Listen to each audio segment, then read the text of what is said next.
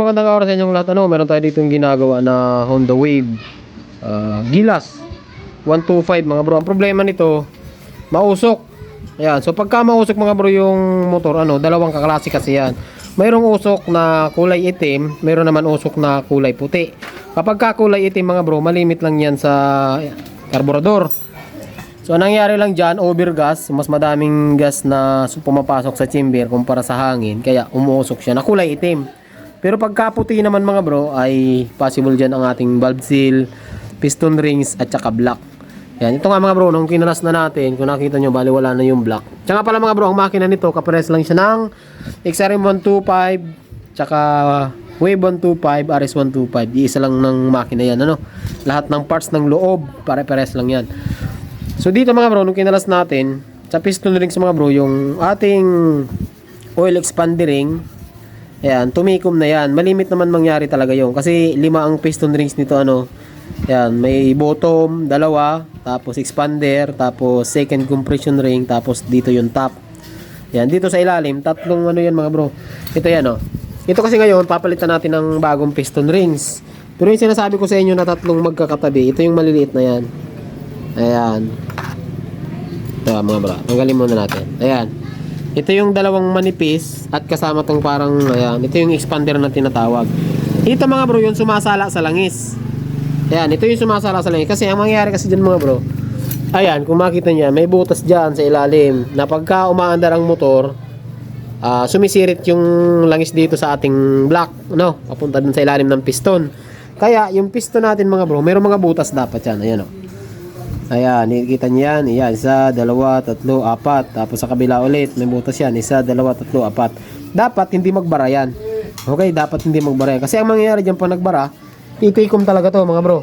Ayan, titikom talaga yung ating expander ring. So kapag ka hindi na yan bumuka, ang mangyayari dyan mga bro, yung langis.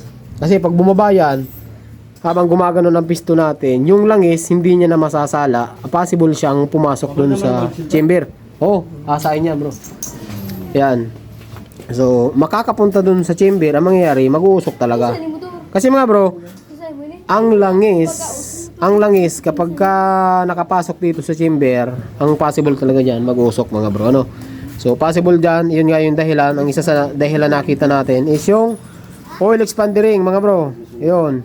Tapos syempre, para talagang siguradong mawala, palitan na rin natin ng bagong valve seal. Isa rin kasi mga bro sa dahilan ng usok is yung ating valve seal.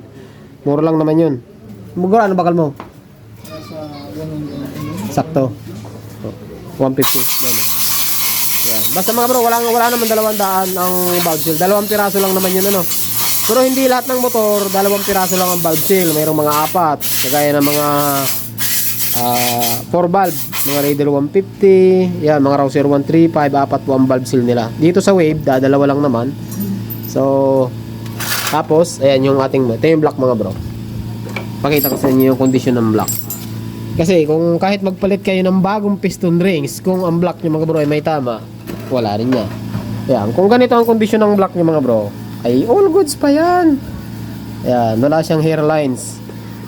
Ayan, yung sinasabing hairlines mga bro, yung kahit gabuhok lang na guhit yan dyan, malaki na yung impact sa motor. Kagaya nito, wala naman yan mga bro. Pag kinapa natin siya, halos wala kayong makakapa. Ibig sabihin makinis pa, maganda pa.